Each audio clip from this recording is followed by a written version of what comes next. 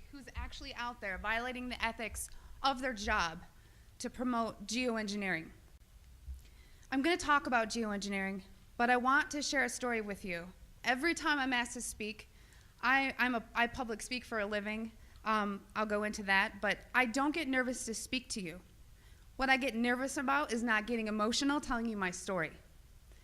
Because in 2002, shortly after 9/11, like a lot of military veterans, I raised my right hand and I took an oath to the Constitution to hopefully do something meaningful with my life. 19 years old, unsure what I wanted to do. So I enlisted in the U.S. Air Force. My job in the U.S. Air Force was working in bioenvironmental engineering. So what bioenvironmental engineering is in the Air Force is equivalent to that of the OSHA and the EPA, if you're familiar with that. So we were an embedded liaison to make sure that we were tracking all of the aspects and impacts of the military, meaning what is the military doing and how is it impacting the environment, because we were accountable for that. Being government, we did not get any special treatment. We just couldn't be fined being another federal agency. EPA can, but not OSHA. So from the health side, it was knowing what you do in the Air Force. What does your job entail that is hazardous to your health? And I'm going to give you an example. Let's say that you were an aircraft painter, you were a mechanic. My job would go out to make sure I knew everything that you did, what you were exposed to, and how to mitigate and engineer out those hazards. Because we needed to, one, it's your legal right to be working in a safe and healthful work environment. So throughout 9 years, I worked as an industrial hygienist and an environmental specialist. There's two bases I was at that are called air logistics centers. What does that mean? It's not like a fighter wing, it's not really fun and amazing. What they did is they took aircraft that around every 10 to 15 years, they were required to be dismantled down to the last screw. So that meant every single industrial process you can think about, checking the metal integrity, making sure everything's good to go, or sometimes overhauling equipment. Part of my job in tracking the health hazards was to look at any time someone wanted to buy a chemical, any type of chemical. It was ordered through a system, and in that system, I had to go in there and say, the country we're in, we're not allowed to use this. We need to substitute it out with something a little less hazardous, while also maintaining the integrity for a technical order, meaning for that process, it says you must use, xylene or toluene to do this process. Well, I have to kind of fast forward. I want to say around 2006, I started kind of opening my eyes to how the military wasn't really what I thought it was. And people approached me knowing what I did for a living and said, have you ever heard of chemtrails? Well, I hadn't. And that sparked my interest. So I went online and I looked at chemtrails. I saw a lot of, debunking, a lot of sites that were just kind of calling it a conspiracy theory. And I thought, well, geez, this is what I do for a living. Preventive health, making sure that people are not getting sick, especially in the workplace, and by things that we're doing that can affect, human health and the environment. To summarize it, in an attempt to debunk this conspiracy theory as I thought it was, I didn't debunk it. It literally changed my life. Like I said, this is hard for me because it's not easy standing here and telling my story. One day I was going through that computer system, which if you want to look it up, it's called an Air Force Form 3952. It is the approval of hazardous materials. I was finding tons and tons of large quantities of aluminum, barium, strontium in the forms of oxides and sulfates. And of course I knew that there's industrial processes you may not have heard of, but it's bead blasting, pneumatic sanding, shot peening. There is certain medias that's similar to that is used. However, I had already accounted for that. I would sit and look at this computer system and say, this shop wants to order this paint. I'm going to tie it to a task. We had to know what was being used, why it was being used, tracking it cradle to grave on how we were going to dispose of it to be compliant with OSHA and the EPA. One of the legal requirements in approving these is looking at what used to be called the material safety data sheet. On that sheet, it's going to list the manufacturer. It's going to list some maybe acquired personal protective equipment that needs to be used or some ways to mitigate the exposures. These electronic MSDSs did not have a manufacturer name. They were very vague. They almost looked to me like somebody had made it and scanned it into the system. So I asked the question, what is this being used for? I never got an answer, so I didn't approve it. And it sat there. And then the heat came down. Why aren't you? Are you behind on your 3952s? Only a select few of us did that. So I started asking questions. And at that point, my demonization began. You know, I made my rank. I was decorated. I was a non-commissioned officer of the quarter. I won lots of awards. I had no reason for anyone to attempt to demonize me. So then I get moved over to the other Air Logistics Center. There's only 2 in the Air Force, which is in Warner Robins, Georgia. This kind of carried with me, and I thought, you know what? Should I revisit this? Is it worth it? Did I hit something? Maybe it's need to know. I started finding the same things at Robins Air Force Base. I was now doing some more investigation work. Part of what I did was to use a high volume air sampler to air sample up to, I'd say, a football field in about 10 minutes. I also conducted soil sampling because I thought, you know, if this is real and they are spraying this, it's going to get to the ground. So I conducted air sampling, I conducted soil sampling, and I was getting high levels of these contaminants. When I started asking the question again under a new commander, I never in my life thought I would have somebody look me in the face and tell me, I am questioning you. Is there something wrong with you? You've been looking really depressed lately. You know I can put you under a mental evaluation for up to 120 days. Who would take care of your daughter? Because I was divorced at the time. As soon as I heard that, I knew. It validated everything I ever thought. And I thought, I've spent 9 years of my life trying to protect human health, and here we are violating law after law after law.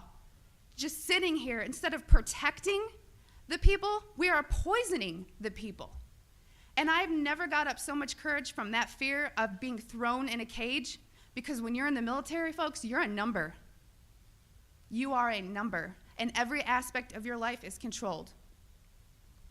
I was so lucky that my enlistment was coming up and I was supposed to re-enlist. I ran and did not look back, and I have been blowing the whistle and shouting ever since. And I left October 27th, 2010.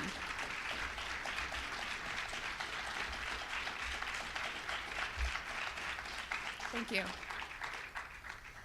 It didn't just end there, though. You got to remember, there's a whole career field of people that work in bioenvironmental engineering. A lot of those people were told, do not talk to me. Do not talk to her. Do not email her. They were given no contact orders.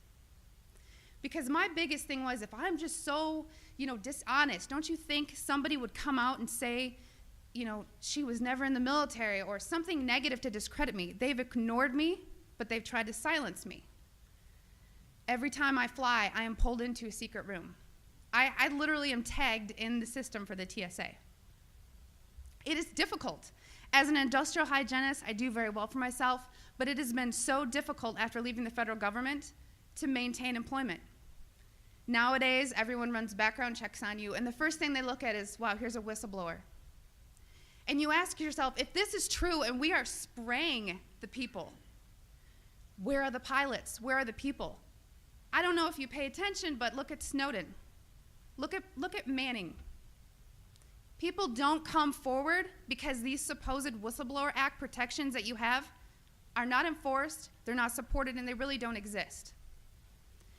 But what I want you to take from this is to understand that I am being completely honest with you, and that geoengineering is occurring, it's been occurring, it is not new, and your tax dollars are funding this.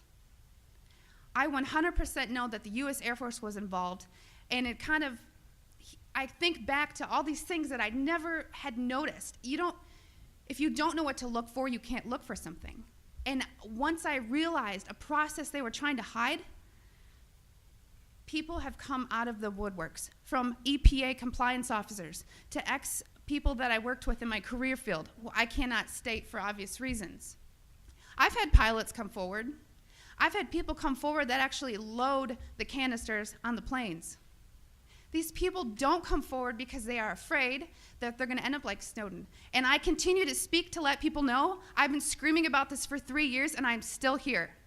And why are you so afraid? Because many of these people are on active duty. And if you are willing to die for your country, supporting, the Constitution and defending us from enemies foreign and domestic, you are willing to die for your country, but now you're scared.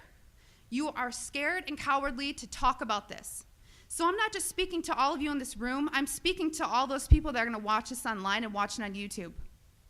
Because you can come forward, you can help expose this, and we can stop it.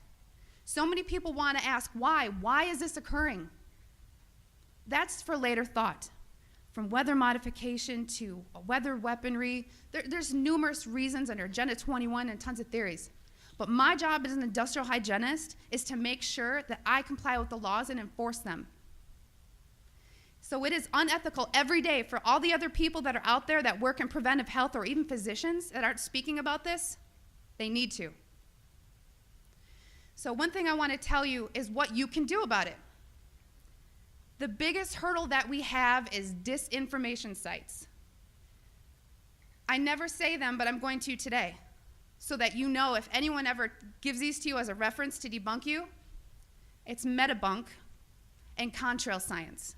Those are two websites that are ran by a government shill named Mick West.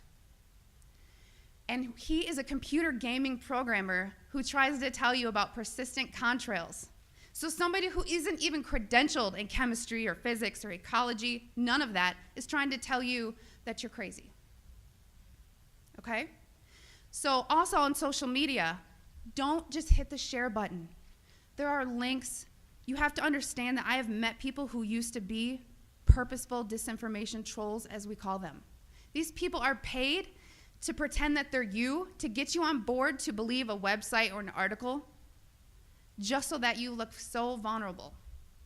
And then later it will be deemed non-credible, and then you look non-credible. So please vet, research. And if you have something to write with, I want you to take down my email. It is Kristen, Kristen, Meghan, Meghan, @gmail.com. And by emailing me, I can give you some information for what I'm about to tell you. If you still don't believe it, or you still want to convince people, there's something you can do. You can take a glass jar. It needs to be a glass jar, so there's no BPAs. Take a rain sample and take a snow sample. I tried to discourage the soil sampling because everyone's background of where you live is different. Because a lot of the materials that are used in geoengineering are natural occurring in Earth, just not in the industrialized form that they are used. So if you take these rain samples and you take the snow samples, email me, because I cannot publicly tell you where to send them, because we've actually been blackballed by labs who refuse to run our samples. And a problem that is occurring is people are sending in rain samples to labs that don't realize how low the limit of detection needs to be, because these are nanoparticulates. They are very small. So if you email me, I can tell you where to send in your samples, and it's only around $50. That may be tough on some people, but it's way cheaper than maybe what you assumed. So I just want everyone to know and understand that of all things, of all the freedoms that we are losing, geoengineering is the #1 issue that we are facing. Because you can have guns and money, and you can have everything. If you don't have food and water, and you are dying of respiratory or neurological illnesses, what does it matter? So you've heard about vaccines, and you'll hear, about smart meters, and you'll hear about other issues like fracking. These are all systemic effects. We are getting overexposed to toxins. People will tell you fluoride's in the water, but it's not a lot. It is a lot, because you're getting it everywhere in your food, water that you drink. Everything is washed with that water. And you're getting your vaccines. All this, it's a coupled systemic effect, and our bodies cannot metabolize these toxins. So I just want to thank you for taking the time to listen to my story, and I will continue to shout from the rooftops.